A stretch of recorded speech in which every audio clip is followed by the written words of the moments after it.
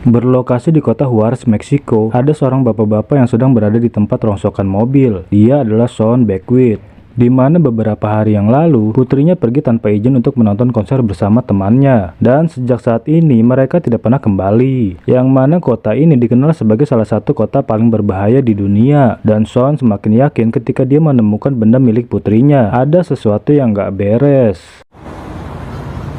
Ia pun gercep melapor ke polsek setempat, yang mana saat kembali ke tempat rongsokan bersama dua orang bapak polisi, di sana ia tidak menemukan mobil anaknya. Si bapak polisi ini mengira kemungkinan anaknya masih bersenang-senang bersama temannya. Tapi apapun yang terjadi, si bapak polisi akan kasih informasi kalau ada petunjuk baru. Look, senor, perhaps we were mistaken. Walaupun kesal, di sana Shawn disuruh balik pulang ke Amerika karena kota ini terlalu berbahaya untuk orang asing seperti dirinya, dan dengan terpaksa Shawn pulang tanpa hasil. Shawn yang merupakan seorang peternak sapi dan kuda, dia tinggal di wilayah perbatasan yang terpencil, namun memiliki tanah yang sangat luas. Dan setibanya di rumah, Shawn hanya bisa mengelus dada tanpa membawa hasil apa-apa. Istrinya yang bernama Susan pun terlihat sedih. Begitu juga dengan anak bontotnya yang bernama Lauren, yang tampak kecewa kepada bapaknya yang gagal menemukan kakaknya. Sebagai seorang ayah, Shawn juga merasa kecewa pada dirinya sendiri karena tidak bisa menjaga anaknya dengan baik. Namun di titik ini dia tidak tahu harus bagaimana lagi. Dia cukup yakin kalau para polisi di sana terlibat atas hilangnya anak perempuannya yang bernama Leigh. What did the police say, Shawn? They're in on it. Di keesokan harinya, Shawn kedatangan teman lamanya yang bernama Max, dan dia adalah seorang mantan pasukan khusus. Di sini akhirnya terungkap siapa sosok Shawn yang sebenarnya. Ternyata Shawn adalah mantan pasukan khusus yang paling dihormati di Amerika Serikat. Dia juga merupakan atasan langsung Max selama di militer. Mereka berdua telah membrutal selama bertahun-tahun hingga akhirnya mereka bosan dan memutuskan untuk beternak sapi. Mereka berdua pun duduk di teras rumah sambil memikirkan cara bagaimana menemukan anak perawannya Shawn. Max pun menyarankan agar Shawn turun gunung dan membrutal demi anaknya. Namun Shawn belum ingin menggunakan kekerasan untuk saat ini. Lagi pula dia belum tahu siapa dalang dari semua ini. Setelah bertemu dengan Max, Shawn datang ke kantor kedutaan Amerika yang berada di Meksiko untuk mencari tahu lebih banyak tentang kejahatan di kota Juarez. Di sana ia pun tidak sendiri. Shawn juga ditemani ayah dari teman anaknya. Menurut pejabat kedutaan, ada ratusan warga Amerika yang hilang saat melewati kota Juarez, dan mereka semua diculik oleh kartel yang sangat berkuasa. Jadi kemungkinan anaknya juga bernasib sama seperti mereka. Kartel ini bukan hanya jual narkoboy, akan tetapi juga memperdagangkan cewek-cewek hardang. Selain itu, kartel ini juga memiliki pasukan yang setara dengan militer, dan orang-orang menyebutnya sebagai Los Mercenarios, yang memiliki arti tentara bayaran. Namun sayangnya, pejabat kedutaan tidak mau membantu Shawn dalam mengusut kasus penculikan ini. Si bapak pejabat ini pun terlihat sangat pasrah dan tidak mau berurusan dengan kartel tersebut. Dan tentu saja hal itu membuat Shawn sangat kecewa. Ia lalu memutuskan untuk pergi dari kantor tersebut. Tapi di depan lobi, Shawn melihat ada sebuah berita tentang kejahatan kartel yang sangat meresahkan, di mana para gangster membantai semua orang yang menghalangi bisnis mereka. Dan yang lebih parahnya lagi, pemerintah tidak berani ikut campur dalam hal ini. Beckwith and Billy Langenkamp, both 18. Setelah melihat berita itu, Shawn dan Susan mengundang wartawan untuk meliput tentang penculikan putrinya agar kasus ini menjadi viral dan lebih diperhatikan oleh banyak orang. Berita itu pun menyebar hingga sampai ke telinga bos kartel yang bernama Garza. Dari sini dia jadi tahu kalau Shawn adalah mantan pasukan khusus yang sangat dihormati. Dia juga sangat yakin bahwa cepat atau lambat Shawn pasti akan datang menyerang kartelnya. Oleh karena itu, Garza menyuruh anak buahnya untuk menangkap orang yang menculik anak dan temannya. Dan ternyata penculik yang dimaksud adalah polisi yang ada di awal film tadi. Mereka berdua mengambil para gadis hardang sebagai hadiah untuk Garza dan anggota kartel. Tapi kali ini mereka benar-benar sudah salah pilih target dan telah membahayakan bisnisnya. Garza lalu menyuruh anak buahnya untuk menghabisi dua polisi cecunguk tersebut. Namun salah satu dari mereka meminta ampun kepada Garza. Polisi yang bernama Montoya ini berjanji akan membayar kesalahannya. Mendengar itu, Garza pun memberinya satu kesempatan lagi, yaitu dengan syarat membawa batok kepala Shawn. Garza lantas memanggil adiknya yang bernama Carlos, yang merupakan panglima paling brutal yang dimiliki kartel Garza, dan hingga saat ini masih menjadi orang kepercayaan nomor satu dalam hal kebrutalan. Di sana lalu Garza menyuruhnya untuk menghabisi Shawn dan keluarganya. Dia ingin memberi pesan kepada semua orang bahwa kartelnya memang sangat berkuasa. Así va a ser, hermano. Lalu keesokan harinya, Sean bangun pagi-pagi untuk ngurusin kuda kesayangannya, di mana saat itu dari kejauhan dia melihat ada seekor anjing hutan yang sedang mendekat. Kalau dibiarkan begitu saja, maka anjing tersebut akan mengganggu hewan ternak miliknya. Lalu Sean pun segera mengambil senapan untuk menembaknya. Di waktu yang bersamaan, Carlos dan pasukannya sudah melewati perbatasan Amerika. Mereka semua mengenakan rompi anti peluru dan juga membawa persenjataan yang sangat lengkap. Sean yang sedang membidik anjing tiba-tiba melihat rombongan Carlos yang sudah semakin mendekat. Di sana Sean gercep memperingatkan Susan dan Lauren untuk berlindung ke dalam rumah, sedangkan dia sendiri akan menahan serangan mereka. Sambil bertahan dari gempuran para kartel, Sean meminta Susan untuk segera menelepon polisi, di mana awalnya mereka kesulitan karena Carlos membawa alat penangkal sinyal, tapi untungnya mereka tetap bisa menghubungi polisi terdekat. Laporan mereka lalu diterima oleh seorang polisi yang lagi berpatroli di pinggir jalan. Sementara itu pasukan Carlos mulai mengepung rumah Sean. Mereka juga berusaha mendobrak pintunya, namun pertahanan Sean masih sangat kuat. Tapi lama-kelamaan Sean mulai kehabisan akal untuk menahan mereka. Alhasil dia pun sengaja menggiring pasukannya si Carlos untuk masuk ke dalam rumahnya. Espera mi señal.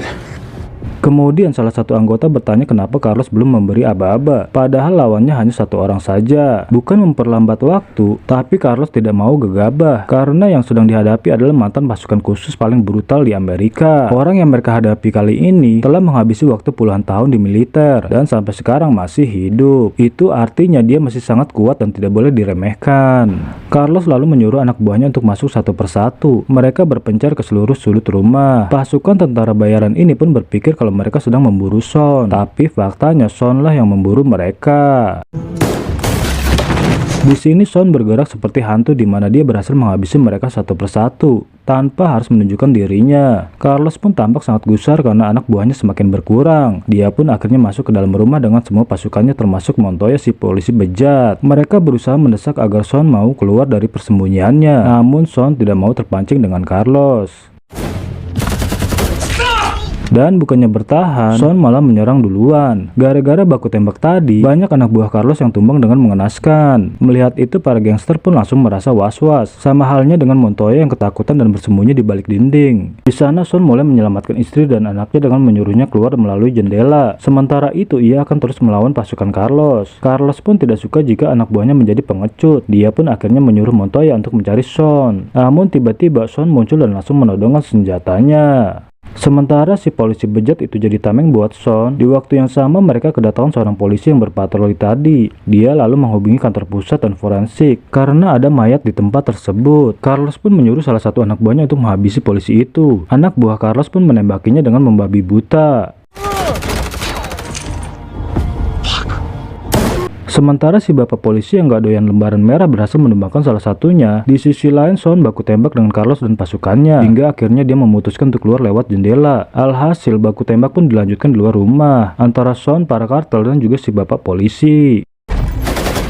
Dan sayangnya baku tembak itu merenggut nyawa si bapak polisi, sehingga Sean harus berjuang sendirian lagi. Namun karena amunisinya mulai habis, dia pun menyuruh Susan untuk membawa mobil. Setelah itu Sean dan keluarganya pergi secepat mungkin. Merasa kesal di sana, Carlos pun tidak tinggal diam. Ia pun langsung mengejar Sean sembari menerornya dari belakang. Yang tentu aja hal tersebut membuat Sean sangat murka. Ia pun akhirnya memutuskan untuk turun dari mobil. Lalu dengan membrutalnya dia membantai semua anggota kartel yang tersisa. Di sana Sean menyisakan Carlos dengan kondisi terluka, yang mana ia membutuhkan beberapa informasi. Sean yang udah murka pun lantas menyiksanya sampai Carlos mau memberitahu lokasi di mana anaknya berada. Walaupun pada awalnya Carlos tidak mau buka mulut. Setelah mengetahuinya, Sean pun langsung menghabisnya tanpa ragu. Kemudian Sean meminta anak dan istrinya untuk pergi ke tempat yang aman, serta menghubungi polisi terdekat. Sementara itu, dia akan pergi berburu ke markas Garza, dan tentunya menyelamatkan anak perempuan sulungnya. Sean langsung gercep menghubungi Max untuk ikut membrutal bersamanya. Dan sebagai orang pecandu adrenalin, Max pun dengan senang hati menerima ajakan Sean. Lalu tak lama Max menemui Sean yang mana ia membawa senjata selengkap-lengkapnya karena dia tahu kalau musuhnya pasti berjumlah banyak.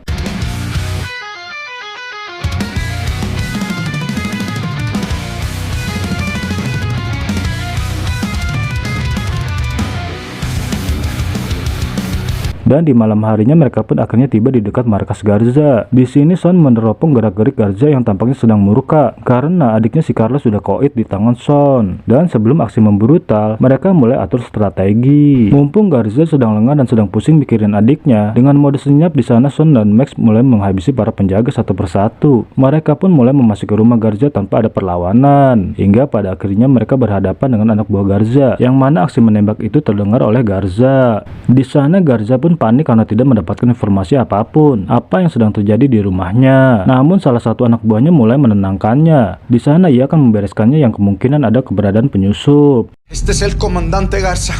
Sementara Sean dan Max berhasil menghabisi para penjaga. Mendengar suara tembakan itu, Garza bergegas menghubungi bala bantuan yang lebih banyak. Tapi hal itu tidak mempan karena Sean dan Max sudah terlanjur menggila.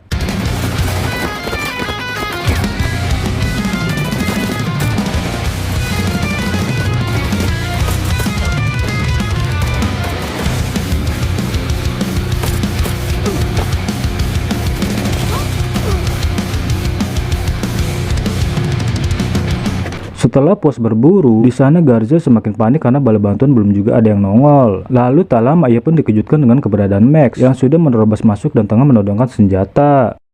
What do you want?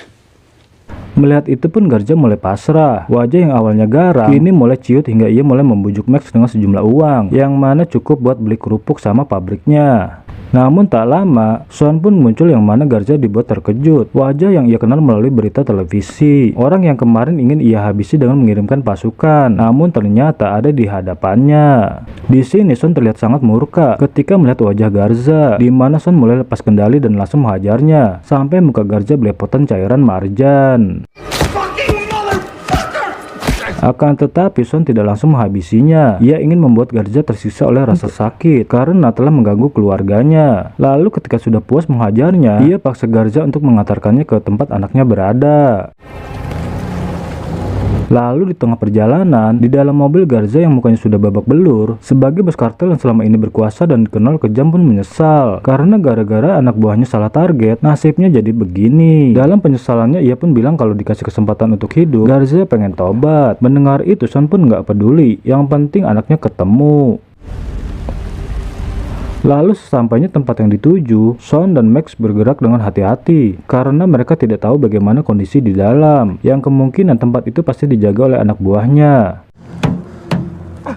Di sana Garza pun memberikan sebuah kode yang berupa beberapa ketukan yang unik sebagai tanda kedatangan Garza.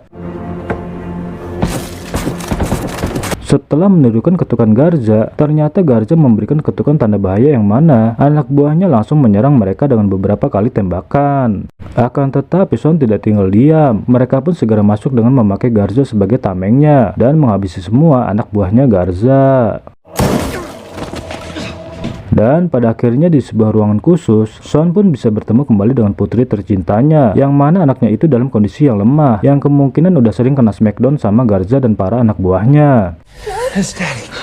Melihat kembali wajah ayahnya, Lex pun akhirnya menangis dan menyesal karena ia pergi tanpa izin ke orang tua, hingga membuatnya menjadi korban kebiadaban manusia Dajjal. Dan gak hanya itu, Sean pun menyelamatkan teman anaknya yang bernama Billy, yang kini tengah mengalami trauma. Karena tujuan mereka sudah tercapai, di sana Max menyarankan agar Sean segera membawa anaknya pergi. Sementara Max sendiri, ia ingin bermain-main dengan Garza terlebih dahulu sebelum mengirimkannya ke alam baka. Walaupun Garza sempat memohon untuk jangan menghabisinya, di sana ia pun berjanji akan tobat dan akan beralih profesi sebagai tukang sayur. Namun Max bodoh amat aja.